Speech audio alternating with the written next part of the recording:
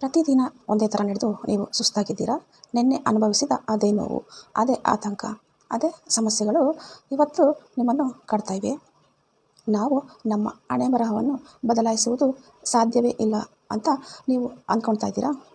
ದಯವಿಟ್ಟು ಈ ವಿಡಿಯೋವನ್ನು ಸ್ಕಿಪ್ ಮಾಡದೆ ಕಂಟಿನ್ಯೂಸ್ ಆಗಿ ನೋಡಿ. ನಮಸ್ಕಾರ friends, welcome to my channel. ದೃಷ್ಟಿಕೋನವನ್ನೇ ಬದಲಾಯಿಸುವಂತಹ ಪುಸ್ತಕ ಸಮ್ಮರಿಯನ್ನು ನಾನು ಪ್ರತಿದಿನ ನಿಮ್ಮ ಮುಂದೆ ತರ್ತಾ ಇರ್ತೀನಿ.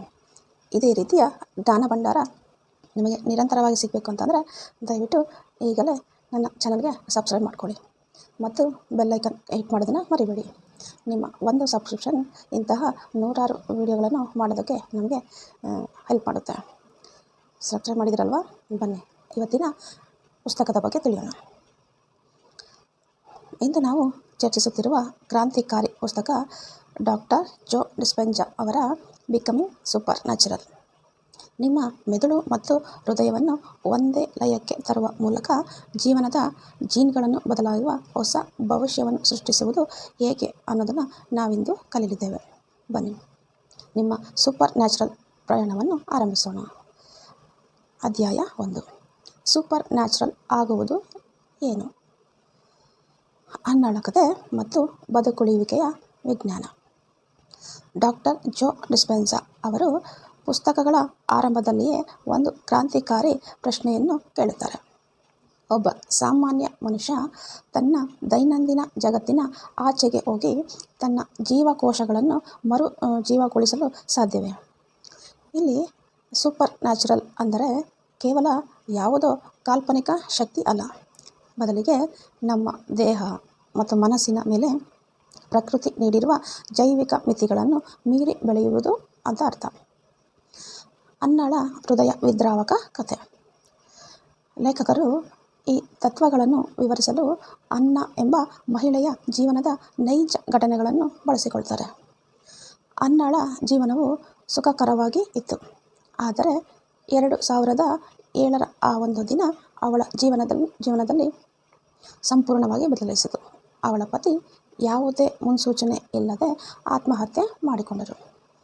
ಈ ಆಘಾತ ಅನ್ನಳನ್ನು ಮಾನಸಿಕವಾಗಿ ಮತ್ತು ದೈಹಿಕವಾಗಿ ಜರ್ಜರಿತವಾಗಿ ಮಾಡಿತು. ವಿಜ್ಞಾನದ ಪ್ರಕಾರ ಇಂತಹ ದೊಡ್ಡ ಆಘಾತ ಸಂಭವಿಸಿದಾಗ ನಮ್ಮ ದೇಹವು ಸರ್ವೈವಲ್ ಮೋಡ್ ಅಥವಾ ಬದುಕುಳಿಯುವ ಹಂತಕ್ಕೆ ತಲುಪುತ್ತದೆ. ಅನ್ನಾ ಪ್ರತಿದಿನವೂ ತನ್ನ ಪತಿಯ ಸಾವಿನ ಆ ಘಟನೆಯನ್ನು ಮನಸ್ಸಿನಲ್ಲಿಯೇ ಮೆಲುಕು ಹಾಕ್ತಾ ಇದ್ಲು. ಅವಳು ಕಣ್ಣು ಮುಚ್ಚಿ ಕುಳಿತಾಗಲೆಲ್ಲ ಆ ಕೆಟ್ಟ ದೃಶ್ಯಗಳೇ ಕಾಣ್ತಾ ಇದ್ವು. ಇಲ್ಲಿ ಗಮನಿಸಬೇಕಾದ ಅಂಶ ಏನಪ್ಪ ಅಂದರೆ, ನಿಮ್ಮ ಮೆದುಳಿಗೆ ನಿಮ್ಮ ಕಣ್ಮುಂದೆ ನಡೆಯುತ್ತಿರುವುದು ನಿಜವಾದ ಘಟನೆಗೂ ಮತ್ತು ನೀವು ನೆನಪಿಸಿಕೊಳ್ಳುತ್ತಿರುವ ಘಟನೆಗೂ ವ್ಯತ್ಯಾಸ ತಿಳಿಯೋದಿಲ್ಲ. ಅನ್ನಾ ಆ ಹಳೆಯ ನೆನಪುಗಳನ್ನು ನೆನೆದಾಗಲೆಲ್ಲ ಅವಳ ದೇಹವು ಅದೇ ಒತ್ತಡದ ರಾಸಾಯನಿಕಗಳನ್ನು ಕಾರ್ಟಿಸೋಲ್ ಮತ್ತು ಅಡ್ರಿನಲ್ಗಳನ್ನು ಬಿಡುಗಡೆ ಮಾಡ್ತಾ ಇತ್ತು. ಇದರ ಪರಿಣಾಮವಾಗಿ ಅವಳಿಗೆ ತೀವ್ರವಾದ ಪಾರ್ಶ್ವವಾಯು, ಕ್ಯಾನ್ಸರ್ನಂತಹ ಲಕ್ಷಣಗಳು ಮತ್ತು ನರವ್ಯೂಹದಂತಹ ಕಾಯಿಲೆಗಳು ಕಾಣಿಸಿಕೊಂಡವು. ಅವಳ ದೇಹವು ಅಕ್ಷರಶಃ ತನ್ನನ್ನು ತಾನು ನಾಶಪಡಿಸಿಕೊಳ್ಳಲು ಶುರು ಮಾಡಿತು. ಒತ್ತಡ ಮತ್ತು ಬದುಕುಳಿಯುವಿಕೆಯ ವಿಜ್ಞಾನ. The science of survival. ನಾವು ಒತ್ತಡದಲ್ಲಿ ಬದುಕುತ್ತಿರುವಾಗ ಏನಾಗುತ್ತದೆ ಅಂತ ಲೇಖಕರು ಹೇಳ್ತಾರೆ. ನಮ್ಮ ದೇಹದಲ್ಲಿ ಸಿಂಪಥೆಟಿಕ್ ನರ್ವಸ್ ಸಿಸ್ಟಮ್ ಎಂಬ ವ್ಯವಸ್ಥೆ ಇದೆ. ಇದು ಕಾಡಿನಲ್ಲಿ ಪ್ರಾಣಿಯೊಂದು ಶತ್ರುವಿನಿಂದ ತಪ್ಪಿಸಿಕೊಳ್ಳಲು ಹೇಗೆ ಸಹಾಯ ಮಾಡುತ್ತದೆಯೋ ಹಾಗೆಯೇ ಕೆಲಸ ಮಾಡುತ್ತದೆ. ಒಳ್ಳೆಯ ಕೆಲಸ ಈಗಾಗಲೇ ನಡೆದಿದೆ ಅನ್ನೋ ಸಂಕೇತ. ಅನ್ನಳ ಪವಾಡ ಮತ್ತು ನಮಗೆ ಸಿಗುವ ಪಾಠ. ಕೆಲವೇ ತಿಂಗಳುಗಳಲ್ಲಿ ಅನ್ನಳ ದೇಹದಲ್ಲಿ ಅದ್ಭುತ ಬದಲಾವಣೆಗಳು ಆಯಿತು. ವೈದ್ಯಕೀಯ ಜಗತ್ತು ಅಸಾಧ್ಯ ಅಂತ ಅಂದಿದ್ದ ಕಾಯಿಲೆಗಳು ಮಾಯವಾದವು. ಅನ್ನಾ ಸೂಪರ್ ನ್ಯಾಚುರಲ್ ಆದಳು. ಅವಳು ತನ್ನ ಮೆದುಳಿನ ನರಮಂಡಲಗಳನ್ನು ಮರುಹೊಂದಿಸಿದಳು. Rewiring the brain. ಈ ಅಧ್ಯಾಯದ ಮುಖ್ಯ ಸಂದೇಶ: ನಾವು ನಮ್ಮ ಇಂದ್ರಿಯಗಳಿಂದ ಕಾಣುವ ಭೌತಿಕ ಜಗತ್ತಿಗಿಂತ ದೊಡ್ಡದಾದ ಒಂದು ಶಕ್ತಿ ನಮ್ಮಲ್ಲಿ ಇದೆ. ನೀವು ನಿಮ್ಮ ಬದುಕುಳಿಯುವಿಕೆಯ ಸ್ಥಿತಿಯನ್ನು, ಸರ್ವೈವಲ್ ಸ್ಟೇಟನ್ನು ಬಿಟ್ಟು ಸೃಜನಶೀಲ ಸ್ಥಿತಿಗೆ, ಕ್ರಿಯೇಟಿವ್ ಸ್ಟೇಟ್ಗೆ ಹೋದಾಗ ನಿಮ್ಮ ದೇಹವು ತನ್ನನ್ನು ತಾನೇ ಗುಣಪಡಿಸಿಕೊಳ್ಳುವ ಶಕ್ತಿಯನ್ನು ಪಡೆಯುತ್ತದೆ. ಅಧ್ಯಾಯ 2. ವರ್ತಮಾನದ ಕ್ಷಣದ ಶಕ್ತಿ. ನಿಮ್ಮ ಶಕ್ತಿ ನಿಮ್ಮ ಜೀವನ ಅಲ್ಲಿ. ನಾವು ಬದುಕುತ್ತಿರುವುದು ಈಗ ಅನ್ನೋ ಕ್ಷಣದಲ್ಲಿ ಭಾವಿಸುತ್ತೇವೆ. ಆದರೆ ಡಾಕ್ಟರ್ ಜೋ ಡಿಸ್ಪೆನ್ಸಾ ಅವರ ಪ್ರಕಾರ ಹೆಚ್ಚಿನ ಮನುಷ್ಯರು ತಮ್ಮ ಜೀವನದ 95% ಗತಕಾಲದ ನೆನಪುಗಳಲ್ಲಿ ಅಥವಾ ಭವಿಷ್ಯದ ಆತಂಕಗಳಲ್ಲಿ ಕಳೀತಾ ಇರ್ತಾರೆ. ಅಧ್ಯಾಯ 2ರಲ್ಲಿ ನಾವು ಹೇಗೆ ಸಮಯದ ಕೈದಿ ಆಗಿದ್ದೇವೆ ಮತ್ತು ಆ ಬಂಧನದಿಂದ ಮುಕ್ತರಾಗಿ ವರ್ತಮಾನ ಅಥವಾ ದ ಪ್ರೆಸೆಂಟ್ ಮೊಮೆಂಟನ್ನು ಹೇಗೆ ತಲುಪಬಹುದು ಎಂಬುದನ್ನು ವಿವರಿಸಲಾಗಿದೆ. ಹಳೆಯ ನೆನಪುಗಳ ರಾಸಾಯನಿಕ ವ್ಯಸನ. ನಮ್ಮ ಮೆದುಳು ಒಂದು ದೊಡ್ಡ ರೆಕಾರ್ಡಿಂಗ್ ಯಂತ್ರದಂತೆ. ನಾವು ಅನುಭವಿಸಿದ ಪ್ರತಿಯೊಂದು ನೋವು, ಅವಮಾನ ಅಥವಾ ಭಯದ ಘಟನೆಗಳನ್ನು ಮೆದುಳಿನಲ್ಲಿ ನರಮಂಡಗಳ ನ್ಯೂರಲ್ ಸರ್ಕ್ಯೂಟ್ ಆಗಿ ಅಚ್ಚೊತ್ತಿರುತ್ತೆ. ನೀವು ಬೆಳಿಗ್ಗೆ ಎದ್ದ ತಕ್ಷಣ ಏನು ಮಾಡ್ತೀರಾ? ಹೆಚ್ಚಿನವರು ಮೊದಲಿಗೆ ತಮ್ಮ ಸಮಸ್ಯೆಗಳನ್ನು ನೆನಪಿಸ್ಕೊಳ್ತಾರೆ.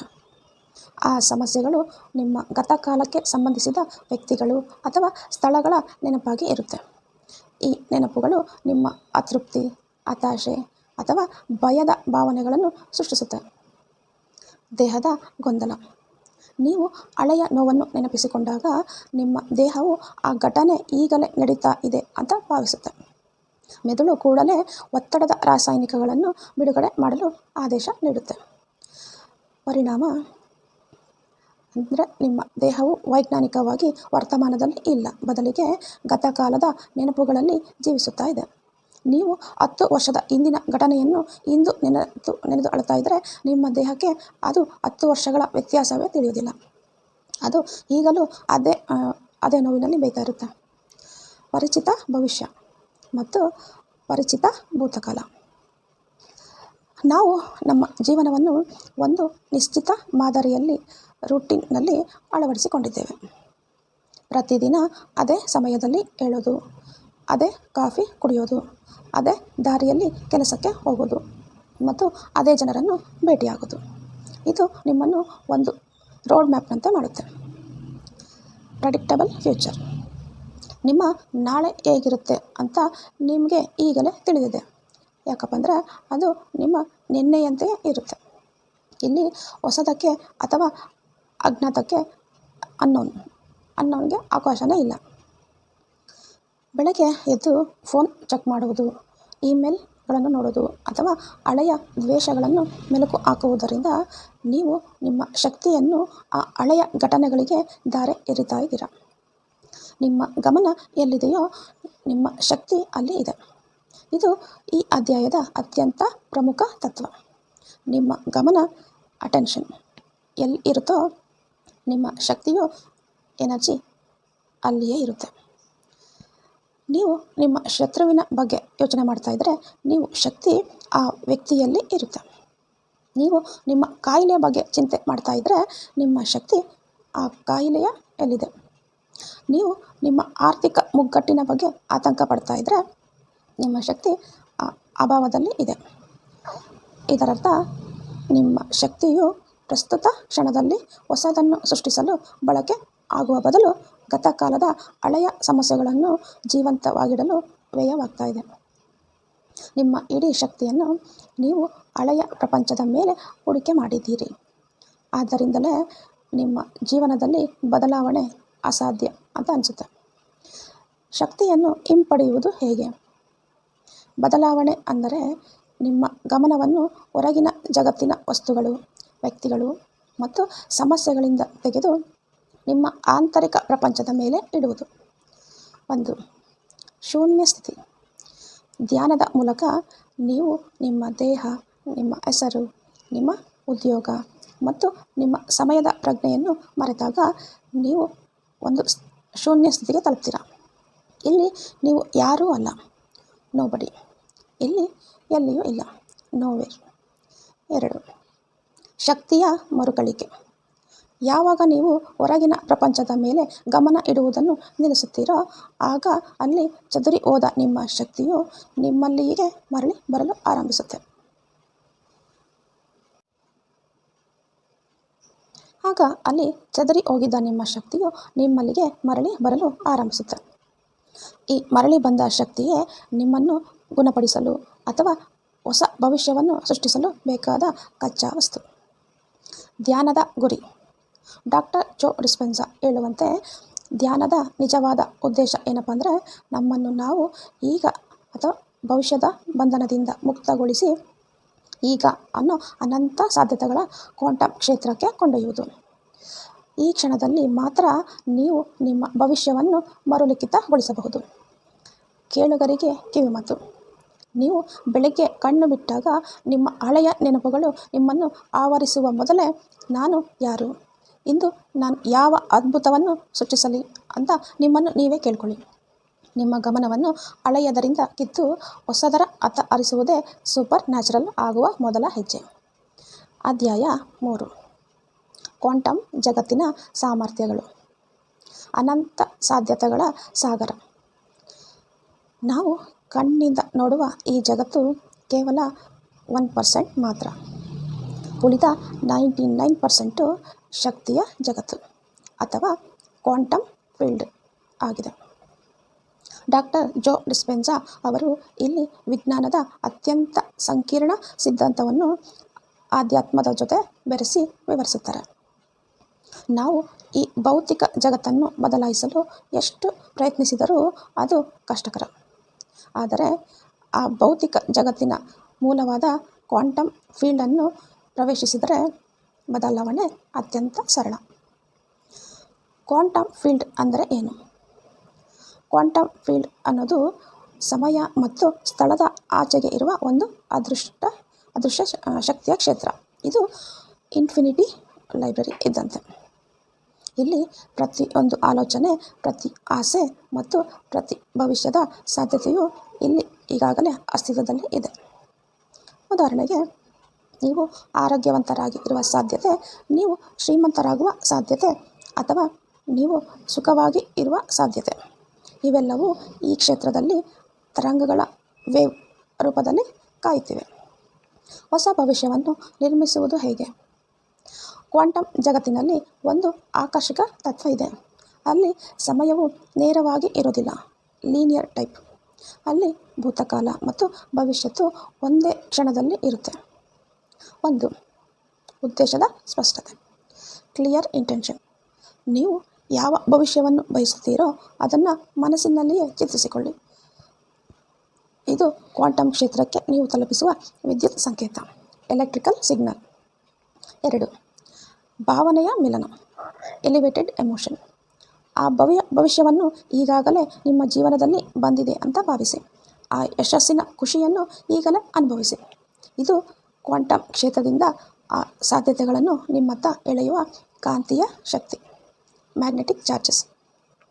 ಯಾವಾಗ ನೀವು ನಿಮ್ಮ ಆಲೋಚನೆ ಮತ್ತು ನಿಮ್ಮ ಭಾವನೆ ಒಂದಾಗುತ್ತೋ ಆಗ ನೀವು ಕ್ವಾಂಟಮ್ ಕ್ಷೇತ್ರದೊಂದಿಗೆ ಟ್ಯೂನ್ ಆಗ್ತೀರಾ. ರೇಡಿಯೋ ಸ್ಟೇಷನ್ ಹಿಡಿಯಲು ಸರಿಯಾದ ಫ್ರೀಕ್ವೆನ್ಸಿ ಸೆಟ್ ಮಾಡಿದಂತೆ. ನಿಮ್ಮ ಶಕ್ತಿಯ ಮಟ್ಟವು ಆ ಭವಿಷ್ಯದ ಫ್ರೀಕ್ವೆನ್ಸಿಗೆ ಮ್ಯಾಚ್ ಆದಾಗ ಆ ಘಟನೆಯು ನಿಮ್ಮನ್ನು ಹುಡುಕಿಕೊಂಡು ಬರುತ್ತೆ. ಅಜ್ಞಾತವನ್ನು ಪ್ರೀತಿಸಿ, ಎಂಬ್ರೇಸ್ ದ ಅನ್ನೋನ್. ನಮಗೆ ಎಲ್ಲರಿಗೂ ತಿಳಿದಿರುವ ಹಾದಿಯಲ್ಲಿ ನಡೆಯುವುದು ಇಷ್ಟ. ಆದರೆ ಡಾಕ್ಟರ್ ಜೋ ಹೇಳ್ತಾರೆ, ತಿಳಿದಿರುವ ಹಾದಿಯು ಗತಕಾಲಕ್ಕೆ ಮಾತ್ರ ಕರೆದೊಯ್ಯುತ್ತದೆ. ಅಜ್ಞಾತವಾದ ಹಾದಿಯಷ್ಟೇ ಅದ್ಭುತಗಳನ್ನು ಸೃಷ್ಟಿಸುತ್ತದೆ. ಕ್ವಾಂಟಮ್ ಜಗತ್ತಿನಲ್ಲಿ ನೀವು ಕಣ್ಣು ಮುಚ್ಚಿ ಕುಳಿತಾಗ ಅಲ್ಲಿ ಏನಾಗಲಿದೆ ಅನ್ನೋದು ನಿಮಗೆ ತಿಳಿದಿರೋದಿಲ್ಲ. ಆ ಅನಿಶ್ಚಿತೆಯನ್ನು ನೀವು ಸಂಭ್ರಮಿಸಿದಾಗ ಮಾತ್ರ ಪವಾಡಗಳು ಸಂಭವಿಸುತ್ತವೆ. ಕೇಳುಗರಿಗೆ ಸಂದೇಶ. ಕ್ವಾಂಟಮ್ ಫೀಲ್ಡ್ ನಿಮ್ಮ ಹೊರಗಿಲ್ಲ, ಅದು ನಿಮ್ಮ ಒಳಗೆ ಇದೆ. ನೀವು ದಿನವಿಡೀ ಕಣ್ಣು ಬಿಟ್ಟು ಹೊರಗಿನ ಪ್ರಪಂಚದ ವಸ್ತುಗಳ ಬಗ್ಗೆ ಯೋಚಿಸುವುದನ್ನು ಸ್ವಲ್ಪ ಹೊತ್ತು ನಿಲ್ಲಿಸಿ. ಕಣ್ಣು ಮುಚ್ಚಿ ನಿಮ್ಮ ಆಂತರಿಕ ಪ್ರಪಂಚದ ವಿಶಾಲತೆಯನ್ನು ಗಮನಿಸಿ. ಅಲ್ಲಿ ನೀವು ಕೇವಲ ಒಬ್ಬ ವ್ಯಕ್ತಿಯಲ್ಲ, ನೀವು ಇಡೀ ಬ್ರಹ್ಮಾಂಡದ ಶಕ್ತಿಯ ಭಾಗ. ನಿಮ್ಮ ಭವಿಷ್ಯವನ್ನು ಬದಲಾಯಿಸುವ ಪೆನ್ನು ಈಗ ನಿಮ್ಮ ಕೈಯಲ್ಲಿ ಇದೆ. ಅಧ್ಯಾಯ 4. ಮೆದುಳಿನ ತರಂಗಗಳು ಮತ್ತು ಸುಪ್ತ ಮನಸ್ಸು. ನಿಮ್ಮ ಆಂತರಿಕ ಪ್ರೋಗ್ರಾಮಿಂಗ್ ಬದಲಿಸಿ. ನಾವು ಏನನ್ನಾದರೂ ಬದಲಾಯಿಸಬೇಕು ಅಂತ ನಿರ್ಧರಿಸಿದಾಗ, ಉದಾಹರಣೆಗೆ ಸಿಟ್ಟು ಮಾಡಬಾರ್ದು ಅಥವಾ ಧನಾತ್ಮಕವಾಗಿ ಇರಬೇಕು, ಪಾಸಿಟಿವ್ ಆಗಿ, ನಮ್ಮ ಜಾಗೃತ ಮನಸ್ಸು ಅಂದರೆ ಕಾನ್ಷಿಯಸ್ ಮೈಂಡ್ ಒಪ್ಪುತ್ತದೆ. ಆದರೆ ಸ್ವಲ್ಪ ಸಮಯದ ನಂತರ ನಾವು ಮತ್ತೆ ಹಳೆಯ ಹವ್ಯಾಸಗಳಿಗೆ ಮರಳುತ್ತೇವೆ. ಯಾಕೆ ಹೀಗಾಗುತ್ತೆ? ಡಾಕ್ಟರ್ ಜೋ ಡಿಸ್ಪೆನ್ಸಾ ಅವರ ಪ್ರಕಾರ ನಮ್ಮ ಬದಲಾವಣೆ ಹಾದಿ ವಿಶ್ಲೇಷಣಾತ್ಮಕ ಮನಸ್ಸು ಅಂದರೆ ಅನಾಲಿಟಿಕಲ್ ಮೈಂಡ್ ಒಂದು ಗೋಡೆಯಂತೆ ನಿಂತಿರುತ್ತೆ. ಈ ಗೋಡೆಯನ್ನು ದಾಟಿ ಸುಪ್ತ ಮನಸ್ಸನ್ನು ತಲುಪಲು ಮೆದುಳಿನ ತರಂಗಗಳ ಬಗ್ಗೆ ತಿಳಿಯುವುದು ಅತ್ಯಗತ್ಯ. ಮೆದುಳಿನ ತರಂಗಗಳ ವಿಧಗಳು. ನಮ್ಮ ಮೆದುಳು ಪ್ರತಿ ಕ್ಷಣವೂ ವಿದ್ಯುತ್ ಸಂಕೇತಗಳನ್ನು ಬಿಡುಗಡೆ ಮಾಡುತ್ತೆ. ಇವುಗಳನ್ನು ಆವರ್ತನಗಳ ಆಧಾರದ ಮೇಲೆ 5 ವಿಧಗಳಾಗಿ ವಿಂಗಡಿಸಬಹುದು. Beta waves. ಇದು ನಮ್ಮ ಸಾಮಾನ್ಯ ಜಾಗೃತ ಸ್ಥಿತಿ. ನಾವು ಕೆಲಸ ಮಾಡುವಾಗ, ಯೋಚಿಸುವಾಗ ಅಥವಾ ಒತ್ತಡದಲ್ಲಿ ಇದ್ದಾಗ ಮೆದುಳು ಈ ತರಂಗಗಳಲ್ಲಿ ಇರುತ್ತೆ. ಅತಿಯಾದ ಬೀಟಾ ತರಂಗಗಳು ಅಂದರೆ ಹೈ ಬೀಟಾ ಅಂದರೆ ಮೆದುಳು ಅತೀವ ಒತ್ತಡದಲ್ಲಿ ಇದೆ ಅಂತ ಅರ್ಥ. ಈ ಸ್ಥಿತಿಯಲ್ಲಿ ನಾವು ಬದಲಾವಣೆಯನ್ನು ಒಪ್ಪಿಕೊಳ್ಳುವುದಿಲ್ಲ.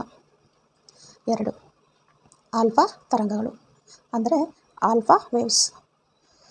ನಾವು ವಿಶ್ರಾಂತ ಸ್ಥಿತಿಯಲ್ಲಿ ಇದ್ದಾಗ ಅಥವಾ ಕಲ್ಪನಾ ಲೋಕದಲ್ಲಿ ಇದ್ದಾಗ ಮೆದುಳು ಆಲ್ಫಾ ತರಂಗಗಳಿಗೆ ಜಾರುತ್ತೆ. ಇದು ಜಾಗೃತ ಮತ್ತು ಸುಪ್ತ ಮನಸ್ಸಿನ ನಡುವಿನ ಸೇತುವೆ. ಇಲ್ಲಿ ವಿಶ್ಲೇಷಣಾತ್ಮಕ ಮನಸ್ಸು ಸ್ವಲ್ಪ ಸಡಿಲವಾಗುತ್ತೆ. 3. ಥೀಟಾ ತರಂಗಗಳು ಅಂದರೆ ಥೀಟಾ ವೇವ್ಸ್. ಇದು ಗಾಢವಾದ ಧ್ಯಾನ ಅಥವಾ ಅರೆ ನಿದ್ರಾ ವ್ಯವಸ್ಥೆ. ಇಲ್ಲಿ ನಾವು ಸುಪ್ತ ಮನಸ್ಸಿನ ಬಾಗಿಲನ್ನು ಸಂಪೂರ್ಣವಾಗಿ ತೆರೆದಿರುತ್ತೆ. ಈ ಸ್ಥಿತಿಯಲ್ಲಿ ನಾವು ನೀಡುವ ಯಾವುದೇ ಸೂಚನೆಗಳು ಅಂದರೆ ಸಜೆಷನ್ಸ್ ನೇರವಾಗಿ ನಮ್ಮ ವ್ಯಕ್ತಿತ್ವವನ್ನು ಬದಲಾಯಿಸಬಲ್ಲವು. ಡೆಲ್ಟಾ ತರಂಗಗಳು. ಇದು ಗಾಢ ನಿದ್ರೆಯ ಸ್ಥಿತಿ. ಇಲ್ಲಿ ದೇಹವು ತನ್ನನ್ನು ತಾನು ದುರಸ್ತಿ ಮಾಡಿಕೊಳ್ಳುತ್ತದೆ. ಗಾಮಾ ತರಂಗಗಳು. ಇದು ಅತ್ಯಂತ ಜಾಗೃತಿಯ ಸ್ಥಿತಿ. ಅತೀವ ಆನಂದ ಅಥವಾ ಸೂಪರ್ ಕಾನ್ಷಿಯಸ್ ಸ್ಥಿತಿಯಲ್ಲಿ ಈ ತರಂಗಗಳು ಕಾಣಿಸಿಕೊಳ್ಳುತ್ತೆ. ಸುಪ್ತ ಮನಸ್ಸು ನಿಮ್ಮ ಜೀವನದ ಆಪರೇಟಿಂಗ್ ಸಿಸ್ಟಮ್. ನಮ್ಮ ಜೀವನದ 95% ಕ್ರಿಯೆಗಳು ಸುಪ್ತ ಮನಸ್ಸಿನಿಂದ ನಿಯಂತ್ರಿಸಲ್ಪಡುತ್ತವೆ. ಇದು ಕಂಪ್ಯೂಟರ್ನ ಆಪರೇಟಿಂಗ್ ಸಿಸ್ಟಮ್ ಇದ್ದಾಗೆ. ಇಲ್ಲಿ ನಿಮ್ಮ ಹಳೆಯ ನಂಬಿಕೆಗಳು, ಭಯಗಳು ಮತ್ತು ಅಭ್ಯಾಸಗಳು ಸ್ಟೋರ್ ಆಗಿರುತ್ತೆ. ನೀವು ಕೇವಲ ನಾನು ಬದಲಾಗಬೇಕು ಅಂತ ಯೋಚಿಸಿದರೆ ಅದು ಸಾಲದು. ಯಾಕಪ್ಪ ಅಂದರೆ ಆ ಆಲೋಚನೆ ಕೇವಲ 5% ಇರುವ ಜಾಗೃತ ಮನಸ್ಸಿನಲ್ಲಿ ಇರುತ್ತೆ. ಬದಲಾವಣೆ ನಿಜವಾಗಿ ಆಗಬೇಕು ಅಂದರೆ ನೀವು ಮೆದುಳಿನ ತರಂಗಗಳನ್ನು ಬೀಟಾದಿಂದ ಆಲ್ಫಾ ಅಥವಾ ಥೀಟಾ ಸ್ಥಿತಿಗೆ ತರಬೇಕು. ಆಗ ಮಾತ್ರ ನೀವು ಸುಪ್ತ ಮನಸ್ಸಿನ ಹಾರ್ಡ್ ಡ್ರೈವನ್ನು ಮರುಪ್ರೋಗ್ರಾಮ್ ಮಾಡಲು ಸಾಧ್ಯ. ಧ್ಯಾನದ ಮೂಲಕ ಬದಲಾವಣೆ. ಡಾಕ್ಟರ್ ಜೋ ಡಿಸ್ಪೆನ್ಸಾ ವಿವರಿಸುವಂತೆ ಧ್ಯಾನವು ಕೇವಲ ಶಾಂತವಾಗಿ ಕುಳಿತುಕೊಳ್ಳುವುದು ಅಲ್ಲ, ಅದು ನಿಮ್ಮ ಮೆದುಳಿನ ತರಂಗಗಳನ್ನು ನಿಯಂತ್ರಿಸುವ ಕಲೆ. ನೀವು ಕಣ್ಣು ಮುಚ್ಚಿ ನಿಮ್ಮ ಉಸಿರಾಟದ ಮೇಲೆ ಅಥವಾ ಶೂನ್ಯದ ಮೇಲೆ ಗಮನ ಹರಿಸಿದಾಗ ಮೆದುಳು ವಿಶ್ಲೇಷಣೆ ಮಾಡುವುದನ್ನು ನಿಲ್ಲಿಸುತ್ತದೆ. ಆಗ ನೀವು ವಿಶ್ಲೇಷಣಾತ್ಮಕ ಮನಸ್ಸು ಎಂಬ ಗೋಡೆಯನ್ನು ದಾಟುತ್ತೀರಿ. ಈ ಸ್ಥಿತಿಯಲ್ಲಿ ನೀವು ಹೊಸ ಭವಿಷ್ಯದ ಆಲೋಚನೆಗಳನ್ನು ಬಿತ್ತಿದರೆ ಸುಪ್ತ ಮನಸ್ಸು ಅದನ್ನು ಸತ್ಯವೆಂದು ಸ್ವೀಕರಿಸುತ್ತದೆ. ಪ್ರಾಯೋಗಿಕ ಅನ್ವಯ ಪ್ರಾಕ್ಟಿಕಲ್ ಅಪ್ಲಿಕೇಶನ್ಸ್ ವಿಕಸನಗೊಳ್ಳುತ್ತದೆ.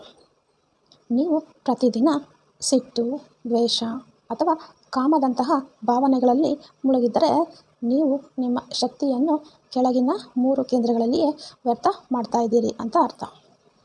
ನಿಮ್ಮ ಗಮನವನ್ನು ಹೃದಯದ ಮೇಲೆ ಮತ್ತು ಕೃತಜ್ಞತೆಯ ಮೇಲೆ ಕೇಂದ್ರೀಕರಿಸಿದಾಗ ಆ ಶಕ್ತಿಯು ಮೇಲಕ್ಕೆ ಏರಿ ನಿಮ್ಮನ್ನು ಒಬ್ಬ ಅಸಾಮಾನ್ಯ ವ್ಯಕ್ತಿಯನ್ನಾಗಿ ಮಾಡುತ್ತೆ. ನಿಮ್ಮ ದೇಹದೊಳಗಿರುವ ಈ ವಿದ್ಯುತ್ ಶಕ್ತಿಯನ್ನು ಸರಿಯಾಗಿ ಬಳಸಿಕೊಳ್ಳಿ. ಕೆಳಮಟ್ಟದ ಭಾವನೆಗಳಿಂದ ಮುಕ್ತರಾಗಿ ಹೃದಯವನ್ನು ತೆರೆದು ಪ್ರೀತಿಯ ಶಕ್ತಿಯನ್ನು ಅನುಭವಿಸಿ. ನಿಮ್ಮ ಶಕ್ತಿ ಕೇಂದ್ರಗಳು ಸಮತೋಲನಕ್ಕೆ ಬಂದಾಗ ನಿಮ್ಮ ಜೀವನವು ಒಂದು ಸುಂದರವಾದ ಸಂಗೀತದಂತೆ ಲಯಬದ್ಧವಾಗಿ ಇರುತ್ತೆ. ಅಧ್ಯಾಯ 6. ಹೃದಯದ ಸಮನ್ವಯ ಹಾರ್ಟ್ ಕೊಹೆರೆನ್ಸ್. ಬದಲಾವಣೆಯ ರಹಸ್ಯ ಅಡಗಿರುವುದು ಇಲ್ಲಿಯೇ. ನಮ್ಮ ಮೆದುಳು ಆಲೋಚಿಸುತ್ತದೆ, ಆದರೆ ನಮ್ಮ ಹೃದಯವು ಭಾವಿಸುತ್ತದೆ. ಸಾಮಾನ್ಯವಾಗಿ ನಮ್ಮ ಮೆದುಳು ಯಾವುದೋ ಆತಂಕದಲ್ಲಿ ಇದ್ದಾಗ ಹೃದಯ ಬಡಿತವು ಅಸ್ತವ್ಯಸ್ತವಾಗಿ ಇರುತ್ತೆ.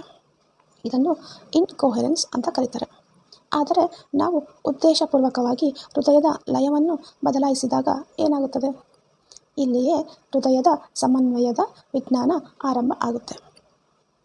ಹೃದಯದ ಸಮನ್ವಯ ಅಂತ ಅಂದರೆ ಏನು?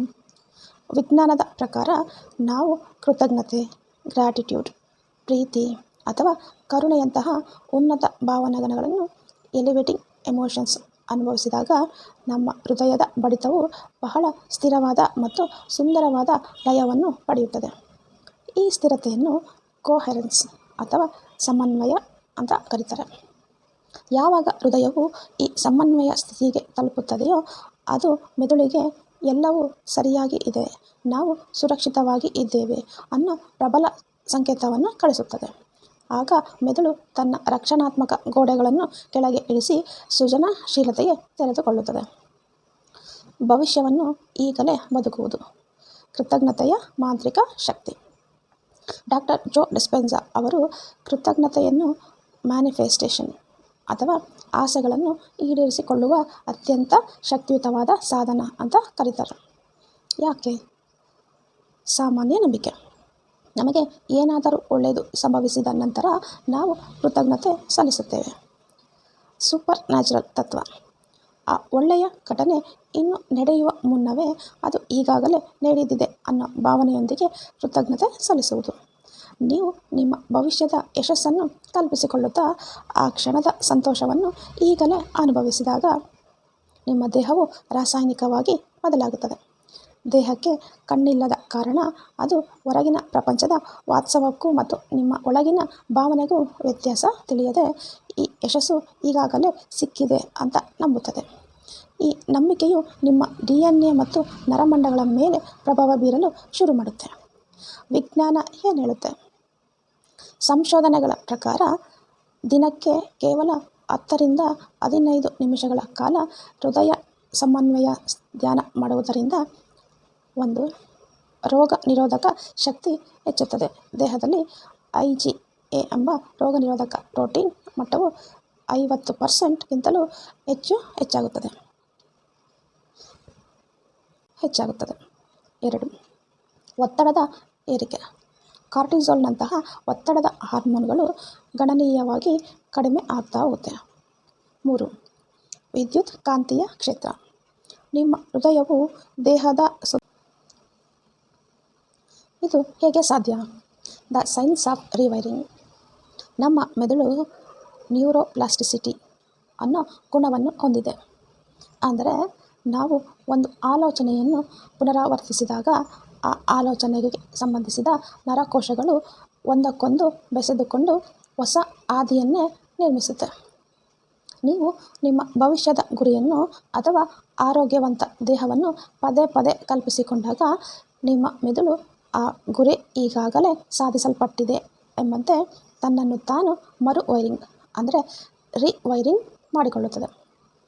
ಇದರರ್ಥ ನೀವು ಆ ಕೆಲಸವನ್ನು ನಿಜವಾಗಿಯೂ ಮಾಡುವ ಮೊದಲೇ ನಿಮ್ಮ ಮೆದುಳು ಆ ಕೆಲಸಕ್ಕೆ ಬೇಕಾದ ಹಾರ್ಡ್ವೇರನ್ನು ಸಿದ್ಧ ಮಾಡಿರುತ್ತೆ.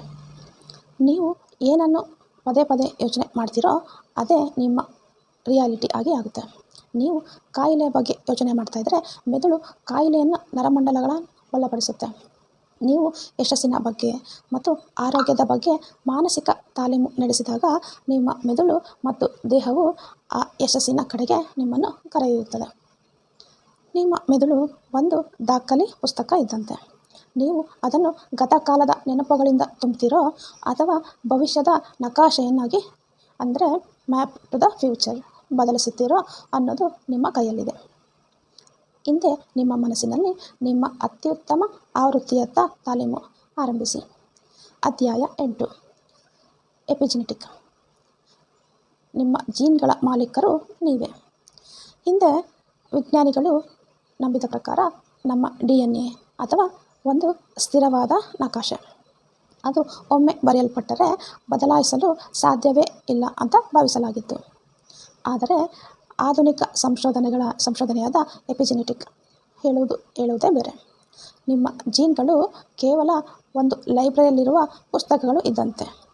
ಆ ಪುಸ್ತಕವನ್ನು ಓದಬೇಕು ಬೇಡವೋ, ಅಂದರೆ ಆ ಜೀನ್ ಕಾರ್ಯನಿರ್ವಹಿಸಬೇಕೋ ಬೇಡವೋ ಅನ್ನೋದನ್ನು ನಿಮ್ಮ ಪರಿಸರ ಮತ್ತು ಭಾವನೆಗಳು ನಿರ್ಧರಿಸಲ್ಪಡುತ್ತೆ.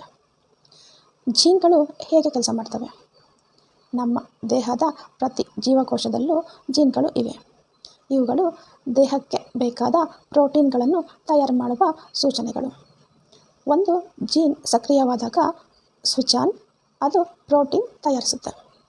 ಅದು ನಿಷ್ಕ್ರಿಯವಾದಾಗ ಸ್ವಿಚ್ ಆಫ್, ಆ ಪ್ರೋಟೀನ್ ತಯಾರಿಕೆ ನಿಲ್ಲುತ್ತದೆ. ಕ್ಯಾನ್ಸರ್ ಅಥವಾ ಅಲ್ಝೈಮರ್ನಂತಹ ಕಾಯಿಲೆಗಳು ಬರುವುದು ಕೇವಲ ಜೀನ್ಗಳಿಂದ ಅಲ್ಲ, ಬದಲಾಗಿ ಆ ಕಾಯಿಲೆಗೆ ಸಂಬಂಧಿಸಿದ ಜೀನ್ಗಳು ತಪ್ಪು ಸಮಯದಲ್ಲಿ ಆನ್ ಆಗುವುದರಿಂದ. ಹಾಗಾದರೆ ಇವುಗಳನ್ನು ಆನ್ ಅಥವಾ ಆಫ್ ಮಾಡುವುದು ಯಾವುದು? ಅದುವೇ ನಿಮ್ಮ ದೇಹದ ಆಂತರಿಕ ಪರಿಸರ ಅಥವಾ ನಿಮ್ಮ ಭಾವನೆಗಳು. ಭಾವನೆಗಳು ಮತ್ತು ರಾಸಾಯನಿಕ ಸಂಕೇತಗಳು. ನೀವು ದಿನವಿಡೀ ಒತ್ತಡ, ಭಯ ಅಥವಾ ದ್ವೇಷದಲ್ಲಿ ಬದುಕುತ್ತಿದ್ದರೆ ನಿಮ್ಮ ಮೆದುಳು ಒತ್ತಡದ ರಾಸಾಯನಿಕಗಳನ್ನು ಬಿಡುಗಡೆ ಮಾಡ್ತಾ ಇರುತ್ತೆ. ಈ ರಾಸಾಯನಿಕಗಳು ಜೀವಕೋಶಗಳ ಹೊರ ಪದರಕ್ಕೆ ಬಡಿದು ನಮ್ಮ ಸುತ್ತಲಿರುವ ಪರಿಸರ ಅಪಾಯಕಾರಿ ಆಗಿದೆ, ರಕ್ಷಣಾತ್ಮಕ ಜೀನ್ಗಳನ್ನು ಆನ್ ಮಾಡಿ ಅಂತ ಸಂದೇಶ ನೀಡುತ್ತೆ. ದೀರ್ಘಕಾಲದವರೆಗೆ ಹೀಗೆ ನಡೆಯುತ್ತಾ ಇದ್ದರೆ ದೇಹದ ರೋಗ ನಿರೋಧಕ ಶಕ್ತಿ ಕುಂದುತ್ತದೆ ಮತ್ತು ಕಾಯಿಲೆಗಳಿಗೆ ಸಂಬಂಧಿಸಿದ ಜೀನ್ಗಳು ಸಕ್ರಿಯವಾಗಿ ಆಗುತ್ತವೆ. ಆದರೆ ನೀವು ಧ್ಯಾನದ ಮೂಲಕ ಕೃತಜ್ಞತೆ, ಪ್ರೀತಿ ಮತ್ತು ಸಮೃದ್ಧಿಯ ಭಾವನೆಯನ್ನು ಹೊಂದಿಸಿಕೊಂಡಾಗ ಏನಾಗುತ್ತದೆ? ನಿಮ್ಮ ಜೀವಕೋಶಗಳಿಗೆ ಹೊಸ ರಾಸಾಯನಿಕ ಸಂಕೇತಗಳು ಸಿಗುತ್ತವೆ. ಈ ಸಂಕೇತಗಳು ಪರಿಸರವು ಸುರಕ್ಷಿತವಾಗಿ ಇದೆ ಮತ್ತು ಸಮೃದ್ಧಿಯಾಗಿ ಇದೆ ಅನ್ನೋ ಸಂದೇಶ ಕಳಿಸ್ತವೆ. ಆಗ ರೋಗಕಾರಕ ಜೀನ್ಗಳು ಆಫ್ ಆಗ್ತವೆ ಮತ್ತು ದೇಹದ ದುರಸ್ತಿ ಮಾಡುವ ಜೀನ್ಗಳು, growth and repair genes on ಆಗ್ತವೆ. ಅಧ್ಯಯನದ ಪ್ರಕಾರ ಕೇವಲ 4 ದಿನಗಳಲ್ಲಿ ಬದಲಾವಣೆ. ಡಾಕ್ಟರ್ ಜೋ ಡಿಸ್ಪೆನ್ಸಾ ಅವರು ತಮ್ಮ ಕಾರ್ಯಾಗಾರದಲ್ಲಿ ಭಾಗವಹಿಸಿದವರ ಮೇಲೆ ಒಂದು ಪ್ರಯೋಗ ಮಾಡಿದರು. ಕೇವಲ 4 ದಿನಗಳಲ್ಲಿ ತೀವ್ರವಾಗಿ ಧ್ಯಾನ ಮತ್ತು ಉನ್ನತ ಭಾವನೆಗಳ ಅಭ್ಯಾಸ ಮಾಡಿದ ನಂತರ ಅವರ DNA ಪರೀಕ್ಷೆ ಮಾಡಲಾಯಿತು. ಫಲಿತಾಂಶ ಆಶ್ಚರ್ಯಕರವಾಗಿತ್ತು. ಕೇವಲ 4 ದಿನಗಳಲ್ಲಿ ಅವರ ದೇಹ ರೋಗ ನಿರೋಧಕ ಶಕ್ತಿಯನ್ನು ಹೆಚ್ಚಿಸುವ ಸಾವಿರಾರು ಜೀನ್ಗಳು ಸಕ್ರಿಯವಾಗಿ ಇದ್ದವು ಮತ್ತು ಕಾಯಿಲೆ ತರುವ ಜೀನ್ಗಳು ನಿಷ್ಕ್ರಿಯಗೊಂಡಿದ್ದವು. ನಮ್ಮ ಪೂರ್ವಜರಿಂದ ಬಂದ ಕಾಯಿಲೆಗಳು ನಮಗೂ ಬರಬೇಕು ಅನ್ನೋ ಅನಿವಾರ್ಯತೆ ಏನೂ ಇಲ್ಲ.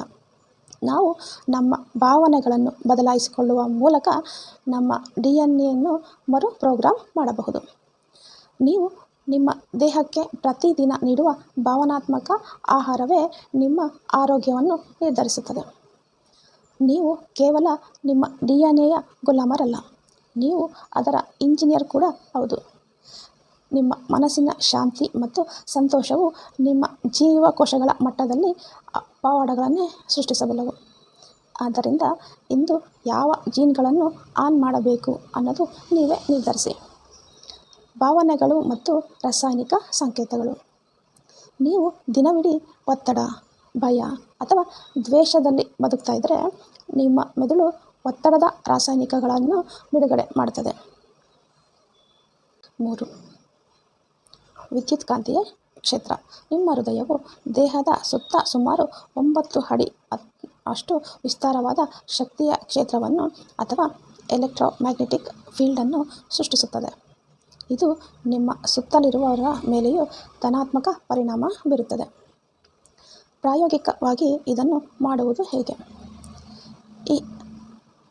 ಇದನ್ನು ಸಮ್ಮರಿಯನ್ನು ಕೇಳ್ತಾರ ನೀವು ಹಿಂದೆ ಪ್ರಯತ್ನಿಸಿ. ನಿಮ್ಮ ಕೈಯನ್ನು ಹೃದಯದ ಮೇಲೆ ಇರಿಸಿ. ನಿಮ್ಮ ಗಮನವೆಲ್ಲ ಅಲ್ಲಿಯೇ ಇರಲಿ. ನಿಧಾನವಾಗಿ ಮತ್ತು ಆಳವಾಗಿ ಉಸಿರಾಡಿ. ನಿಮ್ಮ ಉಸಿರು ಹೃದಯದ ಮೂಲಕ ಹರಿಯುತ್ತಿದೆ ಅಂತ ಕಲ್ಪನೆ ಮಾಡಿಕೊಳ್ಳಿ.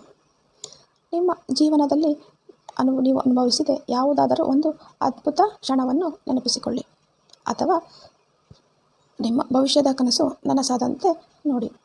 ಅಧ್ಯಾಯ 7. ಹಾರ್ವರ್ಡ್ ಸಂಶೋಧನೆ ಮತ್ತು ಮಾನಸಿಕ ತಾಲೀಮು. ಕಲ್ಪನೆಯೇ ವಾಸ್ತವ. ಮಾನಸಿಕ ತಾಲೀಮು ಅಂದರೆ ಒಂದು ಕ್ರಿಯೆಯನ್ನು ದೈಹಿಕವಾಗಿ ಮಾಡುವ ಮೊದಲೇ ಅದನ್ನು ಮನಸ್ಸಿನಲ್ಲಿ ಅತ್ಯಂತ ಸ್ಪಷ್ಟವಾಗಿ ಮತ್ತು ವಿವರವಾಗಿ ಕಲ್ಪಿಸಿಕೊಳ್ಳೋದು. ಇದು ಕೇವಲ ಕನಸು ಕಾಣುವುದು ಅಲ್ಲ, ಆ ಕ್ರಿಯೆಯನ್ನು ಮಾಡುತ್ತಿರುವಾಗ ಉಂಟಾಗುವ ಸಂವೇದನೆಗಳು ಮತ್ತು ಭಾವನೆಗಳನ್ನು ಮನಸ್ಸಿನಲ್ಲಿ ಮರುಸೃಷ್ಟಿಸುವುದು. ಲೇಖಕರು ಇದನ್ನು ವಿವರಿಸಲು 2 ಪ್ರಮುಖ ವೈಜ್ಞಾನಿಕ ಸಂಶೋಧನೆಗಳನ್ನು ಉಲ್ಲೇಖಿಸುತ್ತಾರೆ. 1. ಹಾರ್ವರ್ಡ್ ಪಿಯಾನೋ ಸಂಶೋಧನೆ. ಹಾರ್ವರ್ಡ್ ವಿಶ್ವವಿದ್ಯಾಲಯದ ಸಂಶೋಧಕರು ಒಂದು ಪ್ರಯೋಗ ಮಾಡಿದರು.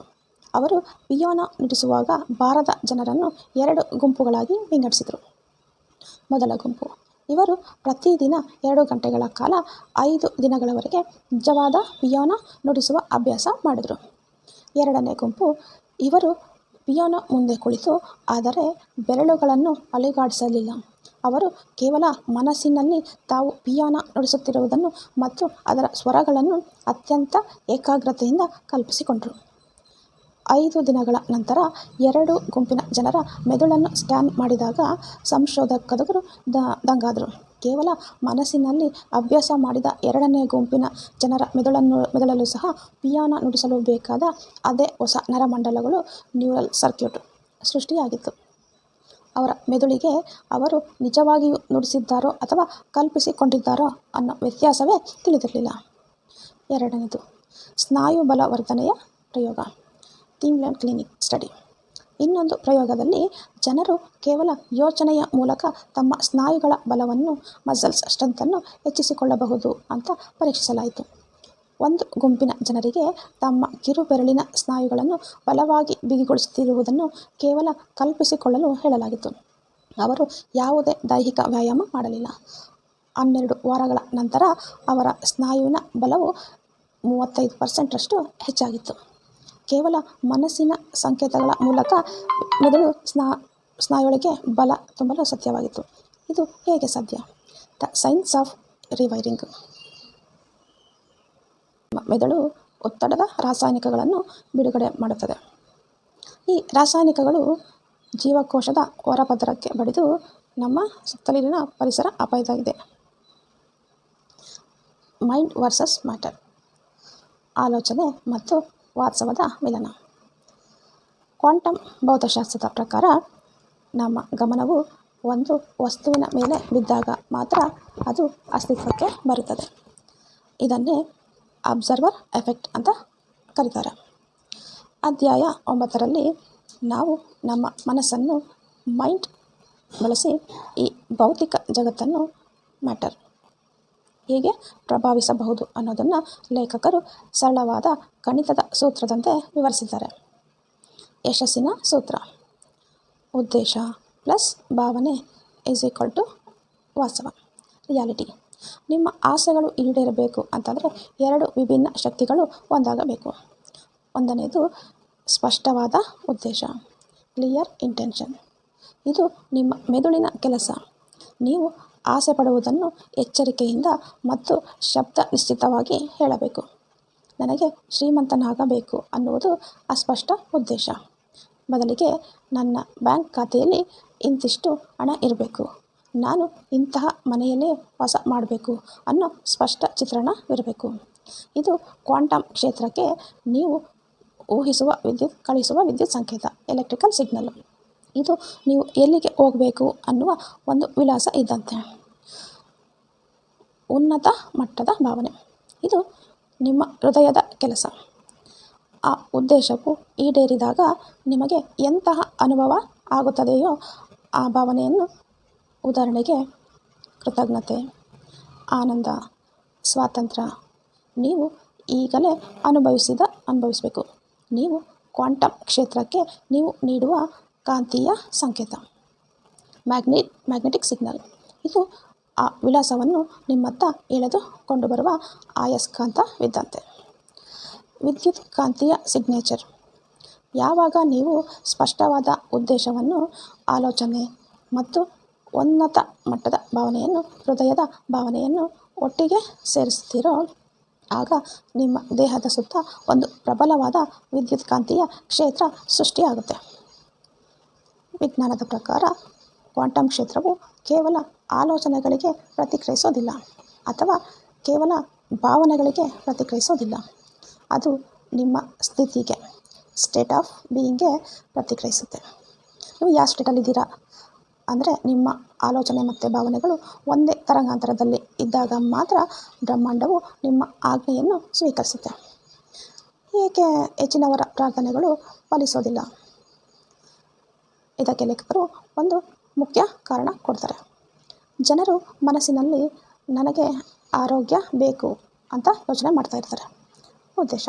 ಆದರೆ ಅವರ ದೇಹವು ನಾನು ಅನಾರೋಗ್ಯದಿಂದ ಇದ್ದೇನೆ, ನನಗೆ ನೋವು ಆಗ್ತಾ ಇದೆ ಅನ್ನೋ ಭಾವನೆಯನ್ನು ಹೊರ ಹಾಕ್ತಾ ಇರುತ್ತೆ. ಇಲ್ಲಿ ಆಲೋಚನೆ ಮತ್ತು ಭಾವನೆ ನಡುವೆ ಸಂಘರ್ಷ ಇದೆ. ಆಲೋಚನೆ ಭವಿಷ್ಯದಲ್ಲಿದ್ದರೆ ಭಾವನೆ ಗತಕಾಲದ ನೋವಿನಲ್ಲಿ ಇದೆ. ಈ ವೈರುಧ್ಯದಿಂದಾಗಿ ನಿಮ್ಮ ವಿದ್ಯುತ್ ಕಾಂತೀಯ ಸಿಗ್ನೇಚರ್ ದುರ್ಬಲ ಆಗುತ್ತೆ, ವೀಕ್ ಆಗುತ್ತೆ. ರಿಯಾಲಿಟಿಯನ್ನು ಸೃಷ್ಟಿಸುವ ಕಲೆ.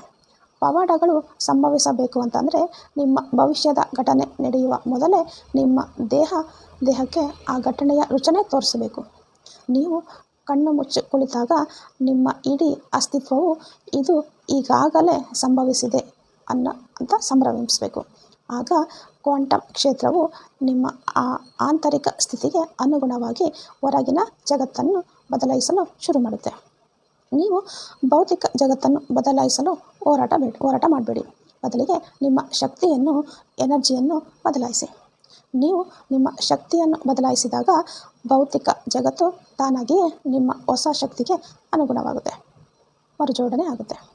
ನೀವು ಬ್ರಹ್ಮಾಂಡದ ಮೇಲೆ ಪ್ರಭಾವ ಬೀರಲು ಬಯಸಿದರೆ ನಿಮ್ಮ ಹೃದಯ ಮತ್ತು ಮೆದುಳನ್ನು ಒಂದೇ ರಾಗಕ್ಕೆ ಟ್ಯೂನ್ ಮಾಡಿ. ಇಂದು ನೀವು ಬ್ರಹ್ಮಾಂಡಕ್ಕೆ ಎಂತಹ ಸಿಗ್ನಲ್ ಕಳಿಸ್ತಾ ಇದ್ದೀರಾ?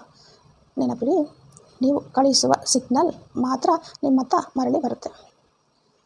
ಅಧ್ಯಾಯ 10: ಅಭ್ಯಾಸ ಮತ್ತು ಬದಲಾವಣೆ. ಹೊಸ ವ್ಯಕ್ತಿತ್ವದ ದೈನಂದಿನ ತಪಸ್ಸು. ಬದಲಾವಣೆ. ಹೊಸ ವ್ಯಕ್ತಿತ್ವದ ದೈನಂದಿನ ತಪಸ್ಸು. ನಮಗೆಲ್ಲರಿಗೂ ಏನು ಮಾಡಬೇಕು ಅನ್ನೋದು ತಿಳಿದಿದೆ, ಆದರೆ ಹೇಗೆ ಮಾಡಬೇಕು ಮತ್ತು ಅದನ್ನು ನಿರಂತರ ಹೇಗೆ ಕಾಪಾಡಿಕೊಳ್ಬೇಕು ಅನ್ನೋದೇ ದೊಡ್ಡ ಸವಾಲು. ಡಾಕ್ಟರ್ ಜೋ ಡಿಸ್ಪೆನ್ಸಾ ಅವರು ಕೊನೆಯ ಅಧ್ಯಾಯದಲ್ಲಿ ಧ್ಯಾನದ ಪ್ರಾಮುಖ್ಯತೆಯನ್ನು ಕೇವಲ ಒಂದು ಧಾರ್ಮಿಕ ಆಚರಣೆಯಾಗಿ ಅಲ್ಲ, ಬದಲಾಗಿ ನರವಿಜ್ಞಾನದ ಅಥವಾ ನ್ಯೂರೋಸೈನ್ಸ್ನ ಅಸ್ತ್ರವಾಗಿ ಪರಿಚಯಿಸ್ತಾರೆ. ಹೊಸ ಭವಿಷ್ಯವನ್ನು ಸೃಷ್ಟಿಸಲು ಹಳೆಯ ಅಭ್ಯಾಸಗಳನ್ನು ಮುರಿಯುವುದು ಹೇಗೆ ಅನ್ನೋದೇ ಈ ಅಧ್ಯಾಯದ ತಿರುವು. ಬೆಳಗಿನ ವಂಚನೆ. ನಿಮ್ಮ ದಿನದ ಆರಂಭ ಹೇಗಿರುತ್ತೆ? ಹೆಚ್ಚಿನ ಜನರು ಬೆಳಗ್ಗೆ ನಿದ್ದೆಯಿಂದ ಎದ್ದ ತಕ್ಷಣ ಮಾಡುವ ಮೊದಲ ಕೆಲಸ ಏನಪ್ಪ ಅಂದರೆ ತಮ್ಮನ್ನು ತಾವು ಹುಡುಕಿಕೊಳ್ಳೋದು. ಕಣ್ಣು ಬಿಟ್ಟ ತಕ್ಷಣ ಮೆದುಳು ಹಳೆಯ ಪರಿಚಿತ ಭಾವನೆಗಳನ್ನು ಹುಡುಕುತ್ತೆ. ಇಂದು ನಾನು ಯಾರನ್ನು ಭೇಟಿಯಾಗಬೇಕು, ಯಾವೆಲ್ಲ ಬಿಲ್ಲುಗಳನ್ನು ಕಟ್ಟಬೇಕು, ಆ ವ್ಯಕ್ತಿ ನಿನ್ನೆ ನನ್ನೊಂದಿಗೆ ಹೇಗೆ ನಡೆದುಕೊಂಡ, ಹೀಗೆ ಸಮಸ್ಯೆಗಳ ಸರಮಾಲೆಯೇ ಶುರುವಾಗುತ್ತೆ. ಸಮಸ್ಯೆಗಳು ನೆನಪಾದ ತಕ್ಷಣ ಆತಂಕ ಮತ್ತು ಕೋಪದ ರಾಸಾಯನಿಕಗಳು ಬಿಡುಗಡೆ ಆಗುತ್ತೆ. ಅಂದರೆ ನಿಮ್ಮ ದಿನ ಇನ್ನೂ ಶುರುವಾಗಿಯೇ ಇಲ್ಲ, ಆದರೆ ನಿಮ್ಮ ದೇಹ ಮತ್ತು ಮನಸ್ಸು ಆಗಲೇ ಗತಕಾಲದಲ್ಲಿ ಅಥವಾ ಪಾಸ್ಟ್ನಲ್ಲಿ ಬದುಕಲು ಶುರು ಮಾಡಿವೆ. ಸೂಪರ್ ನ್ಯಾಚುರಲ್ ಆಗಬೇಕು ಅಂತಂದರೆ ನೀವು ಈ ಸರಪಳಿಯನ್ನು ಬೆಳಗ್ಗೆ ಎದ್ದ ತಕ್ಷಣವೇ ತುಂಡರಿಸಬೇಕು, ಕಟ್ ಮಾಡಬೇಕು. ನೀವು ಕಣ್ಣು ಬಿಡುವ ಮೊದಲೇ ನಿಮ್ಮ ಭವಿಷ್ಯದ ಆಸೆಗಳನ್ನು, ಉದಾಹರಣೆಗೆ ಉತ್ತಮ ಆರೋಗ್ಯ, ಯಶಸ್ಸು, ನೆನಪಿಸಿಕೊಂಡು ಅದಕ್ಕೆ ಕೃತಜ್ಞತೆ ಸಲ್ಲಿಸಬೇಕು. ನಿಮ್ಮ ದಿನದ ಆರಂಭವು ಗತಕಾಲದ ನೆನಪಿನಿಂದ ಅಲ್ಲ, ಭವಿಷ್ಯದ ಕಲ್ಪನೆಯಿಂದ ಆಗಬೇಕು. ಮುಕ್ತ ಗಮನದ ಧ್ಯಾನ. Open focus meditation. ಲೇಖಕರು ಧ್ಯಾನದಲ್ಲಿ ಒಂದು ವಿಶೇಷ ತಂತ್ರವನ್ನು ಹೇಳ್ಕೊಡ್ತಾರೆ. ಸಾಮಾನ್ಯವಾಗಿ ನಮ್ಮ ಗಮನವು ವಸ್ತುಗಳ ಮೇಲೆ ಅಥವಾ ವ್ಯಕ್ತಿಗಳ ಮೇಲೆ ಕೇಂದ್ರೀಕೃತವಾಗಿರುತ್ತೆ. ಕನ್ವರ್ಜೆಂಟ್ ಫೋಕಸ್ ಅಂದರೆ ಇದು ಕಣದ ಆರ್ಟಿಕಲ್ ಮ್ಯಾಟರ್ ಮೇಲಿನ ಗಮನ. ಆದರೆ ಧ್ಯಾನ ಮಾಡುವಾಗ ನಾವು ನಮ್ಮ ಗಮನವನ್ನು ವಿಶಾಲಗೊಳಿಸಬೇಕು. Divergent focus. ನೀವು ಕಣ್ಣು ಮುಚ್ಚಿ ಕುಳಿತಾಗ ನಿಮ್ಮ ದೇಹದ ಸುತ್ತ ಇರುವ ಖಾಲಿ ಜಾಗವನ್ನು, ಸ್ಪೇಸ್ ಅನುಭವಿಸಿ. ವಸ್ತುವಿನಿಂದ ಶೂನ್ಯದ ಕಡೆಗೆ ನಿಮ್ಮ ಗಮನ ಹರಿಸಿದಾಗ ನಿಮ್ಮ ಮೆದುಳಿನ ತರಂಗಗಳು ತಕ್ಷಣವೇ ಥೀಟಾ ಒತ್ತಡದ ಸ್ಥಿತಿಗೆ ದಿಂದ ಆಲ್ಫಾ ಶಾಂತದ ಸ್ಥಿತಿಗೆ ಜಾರುತ್ತದೆ. ನೀವು ಯೋಚಿಸುವುದನ್ನು ನಿಲ್ಲಿಸಿ ಕೇವಲ ಅನುಭವಿಸಲು ಶುರು ಮಾಡಿದಾಗ ಸುಪ್ತ ಮನಸ್ಸಿನ ಬಾಗಿಲು ತೆರೆಯುತ್ತದೆ. ಮನಸ್ಸನ್ನು ಪಳಗಿಸುವ ಕಲೆ. ನಾಯಿಗೆ ತರಬೇತಿ ನೀಡಿದಂತೆ. ಧ್ಯಾನ ಮಾಡುವಾಗ ಏಕಾಗ್ರತೆ ಕಳೆದುಕೊಳ್ಳುವುದು ಸಹಜ. ನೀವು ಕಣ್ಣು ಮುಚ್ಚಿದ ತಕ್ಷಣವೇ ನಾಳಿನ ಮೀಟಿಂಗ್ ಅಥವಾ ಹಳೆಯ ಜಗಳ ನೆನಪಾಗಬಹುದು. ಆಗ ನೀವು ನಿರಾಶರಾಗಬೇಡಿ. ಬದಲಿಗೆ ನಿಮ್ಮ ಗಮನವು ಗತಕಾಲಕ್ಕೆ ಜಾರಿದೆ ಅನ್ನೋದನ್ನು ಅರಿತುಕೊಳ್ಳಿ. ಅವೇರ್ನೆಸ್. ತಕ್ಷಣವೇ ಆ ಆಲೋಚನೆಯನ್ನು ನಿಲ್ಲಿಸಿ ನಿಮ್ಮ ಗಮನವನ್ನು ಮತ್ತೆ ಪ್ರಸ್ತುತ ಕ್ಷಣಕ್ಕೆ ತನ್ನಿ. ಪ್ರೆಸೆಂಟ್ ಮೂಮೆಂಟ್ ಎಳೆದು ತನ್ನಿ. ಡಾಕ್ಟರ್ ಜೋ ಇದನ್ನು ಒಂದು ಪುಟ್ಟ ನಾಯಿಗೆ ಕೂರುವ ತರಬೇತಿ ನೀಡಿದಂತೆ ಅಂತ ಅಂತಾರೆ. ನಾಯಿ ಓಡಿ ಹೋದಾಗಲೆಲ್ಲ ಅದನ್ನು ಪ್ರೀತಿಯಿಂದ ಹಿಡಿದು ತಂದು ಮತ್ತೆ ಓಡಿಸಬೇಕು. ಪ್ರತಿ ಬಾರಿ ನಿಮ್ಮ ಗಮನವನ್ನು ಹಿಂದಕ್ಕೆ ತಂದಾಗಲೂ ನೀವು ನಿಮ್ಮ ದೇಹಕ್ಕೆ ನಾನೇ ಯಜಮಾನ, ಹಳೆಯ ಅಭ್ಯಾಸಗಳಲ್ಲ ಅಂತ ಸಾರುತ್ತಾ ಇದ್ದೀರಿ ಅಂತ ಅರ್ಥ.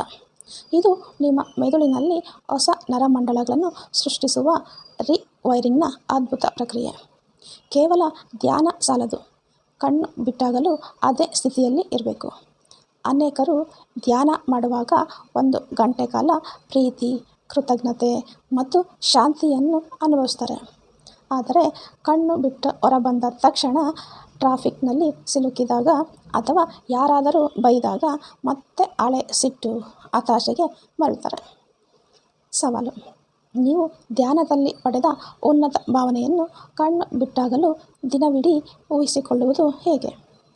ಇದಕ್ಕಾಗಿ ಲೇಖಕರು ವಾಕಿಂಗ್ ಮೆಡಿಟೇಷನ್ ಅನ್ನು ಪರಿಚಯ ಮಾಡ್ತಾರೆ. ಕಣ್ಣು ತೆರೆದು ನಡೆಯುವಾಗಲೂ ನಿಮ್ಮ ಭವಿಷ್ಯದ ವ್ಯಕ್ತಿತ್ವದಂತೆ ಫ್ಯೂಚರ್ ಸೆಲ್ಫ್ ಹೆಜ್ಜೆ ಹಾಕುವುದು. ನೀವು ಈಗಲೇ ಯಶಸ್ವಿ ಆಗಿದ್ದಲ್ಲೇ ಹೇಗೆ ನಡೀತಾ ಇದ್ರಿ, ಹೇಗೆ ಉಸಿರಾಡ್ತಾ ಇದ್ರಿ ಮತ್ತು ಇತರರನ್ನು ಹೇಗೆ ನೋಡ್ತಾ ಇದ್ರಿ ಅನ್ನೋದನ್ನು ಪ್ರಜ್ಞಾಪೂರ್ವಕವಾಗಿ ಅಭ್ಯಾಸ ಮಾಡುವುದು. ಇದೊಂದು ನಿರಂತರ ತಪಸ್ಸು. ಬದಲಾವಣೆ ಅನ್ನೋದು ಮ್ಯಾಜಿಕ್ ಅಲ್ಲ, ಅದೊಂದು ಪ್ರಕ್ರಿಯೆ. ನಿಮ್ಮ ದೇಹವು ದಶಕಗಳಿಂದ ಹಳೆಯ ಭಾವನೆಗಳಿಗೆ ದಾಸವಾಗಿದೆ. ಅಡಿಕ್ಷನ್. ಆ ವ್ಯಸನದಿಂದ ಹೊರಬರಲು ಸಮಯ ಹಿಡಿಯುತ್ತೆ. ಕೆಲವೊಮ್ಮೆ ದೇಹವು ವಿರೋಧಿಸುತ್ತೆ. ಮನಸ್ಸು ಇದೆಲ್ಲ ಸುಳ್ಳು, ಕೆಲಸ ಮಾಡೋದಿಲ್ಲ ಅಂತ ಹೇಳುತ್ತೆ. ಆ ಕ್ಷಣದಲ್ಲಿ ನೀವು ದೃಢವಾಗಿ ನಿಲ್ಲಬೇಕು. ಹಳೆಯ ವ್ಯಕ್ತಿತ್ವವು ಸಾಯುತ್ತಿರುವಾಗ ನೋವು ಹೋಗುವುದು ಸಹಜ. ಆದರೆ ಆ ನೋವಿನ ಆಚೆಗೆ ನಿಮ್ಮ ಹೊಸ ಸೂಪರ್ ನ್ಯಾಚುರಲ್ ವ್ಯಕ್ತಿತ್ವ ಕಾಯ್ತಾ ಇದೆ. ಪ್ರತಿದಿನ ಧ್ಯಾನವು ನಿಮ್ಮೊಳಗಿನ ಹೊಸ ಮನುಷ್ಯನಿಗೆ ನೀಡುವ ಜನ್ಮವಾಗಿದೆ. ಫ್ರೆಂಡ್ಸ್, ಡಾಕ್ಟರ್ ಜೋ ಡಿಸ್ಪೆನ್ಸಾ ಅವರ ಬಿಕಮಿಂಗ್ ಸೂಪರ್ ನ್ಯಾಚುರಲ್ ಪುಸ್ತಕವು ನಮಗೆ ಕೇವಲ ಭರವಸೆಯನ್ನಷ್ಟೇ ನೀಡೋದಿಲ್ಲ, ಬದಲಾಗಿ ಆ ಭರವಸೆಯನ್ನು ವಾಸ್ತವವಾಗಿ ರಿಯಾಲಿಟಿಯಾಗಿ ಮಾಡುವ ನಕಾಶೆಯನ್ನು ಬ್ಲೂಪ್ರಿಂಟನ್ನು ನೀಡುತ್ತೆ. ನಾವು ನಮ್ಮ ಆಲೋಚನೆಗಳನ್ನು ಬದಲಾಯಿಸಿದರೆ ನಮ್ಮ ಮೆದುಳು ಬದಲಾಗುತ್ತೆ. ನಮ್ಮ ಭಾವನೆಗಳನ್ನು ಬದಲಾಯಿಸಿದರೆ ನಮ್ಮ ಜೀನ್ಸ್ಗಳು ಬದಲಾಗುತ್ತೆ. ನೀವು ಈ ಭೂಮಿಯ ಮೇಲೆ ಕೇವಲ ಕಷ್ಟಪಡಲು ಅಥವಾ ಸಾಮಾನ್ಯರಾಗಿ ಬದುಕಿ ಸಾಯಲು ಬಂದಿಲ್ಲ. ನಿಮ್ಮೊಳಗೆ ಬ್ರಹ್ಮಾಂಡದ ಅಪಾರ ಶಕ್ತಿ ಅಡಗಿದೆ. ವರ್ತಮಾನದ ಕ್ಷಣದಲ್ಲಿ ಬದುಕುವುದು, ಕೃತಜ್ಞತೆಯಿಂದ ಇರುವುದು ಮತ್ತು ಅಜ್ಞಾತವನ್ನು ದಿ ಅನ್ನೋನ್ ಪ್ರೀತಿಸುವುದೇ ಆ ಶಕ್ತಿಯನ್ನು ಬಡಿದೆಬ್ಬಿಸುವ ಕೀಲಿಕೈ. ಇಂದಿನಿಂದಲೇ ನಿಮ್ಮ ಧ್ಯಾನದ ಅಭ್ಯಾಸವನ್ನು ಶುರು ಮಾಡಿ. ನಿಮ್ಮ ಇಂದಿನ ನೋವುಗಳನ್ನು ಬಿಟ್ಟು ಭವಿಷ್ಯದ ಆನಂದದತ್ತ ಹೆಜ್ಜೆ ಹಾಕಿ. ಈ ಸುದೀರ್ಘವಾದ ಮತ್ತು ಆಳವಾದ ಪುಸ್ತಕದ ಸಾರಾಂಶವನ್ನು ನಿಮ್ಮ ಮುಂದಿಗೆ ಹಂಚಿಕೊಂಡಿದ್ದು ನನಗೆ ತುಂಬ ಖುಷಿಯಾಯಿತು. ನಾನು ತುಂಬ ಎಂಜಾಯ್ ಮಾಡಿದೆ. ಇದು ಇಷ್ಟ ಆಗಿದ್ದರೆ ಲೈಕ್ ಮಾಡಿ, ಕಮೆಂಟ್ ಮಾಡಿ ಮತ್ತು ನಿಮ್ಮ ಆಪ್ತರೊಂದಿಗೆ ಹಂಚಿಕೊಳ್ಳಿ. ಹಾಗೆ ನನ್ನ ಚಾನಲ್ಗೆ ಸಬ್ಸ್ಕ್ರೈಬ್ ಮಾಡ್ಕೊಳ್ಳಿ. ಹಾಗೆ ಬೆಲ್ ಐಕಾನ್ ಹಿಟ್ ಮಾಡಿ. ಅದು ತುಂಬ ವ್ಯಾಲ್ಯೂಬಲ್ ಅನಿಸಿದರೆ ಇದನ್ನು ಬೇರೆಯವ್ರಿಗೆ ಶೇರ್ ಮಾಡಿ. ಹಾಗೆ ನೆನಪಿಡಿ, ನೀವು ಅಸಾಮಾನ್ಯರು, ನೀವು ಸೂಪರ್ ನ್ಯಾಚುರಲ್. ಹಾಗೆ ನೆಕ್ಸ್ಟ್ ನಿಮಗೆ ಇದೇ ಥರ ಬೇರೆ ಬೇರೆ ಪುಸ್ತಕಗಳೊಂದಿಗೆ ನಾನು ಬರ್ತೀನಿ. ಅಲ್ಲಿವರೆಗೆ ನಿಮ್ಮ ಆಲೋಚನೆಗಳು ಶುದ್ಧವಾಗಿರಲಿ, ನಿಮ್ಮ ಭವಿಷ್ಯ ಉಜ್ವಲವಾಗಿರಲಿ. Thank you for watching. ಧನ್ಯವಾದಗಳು.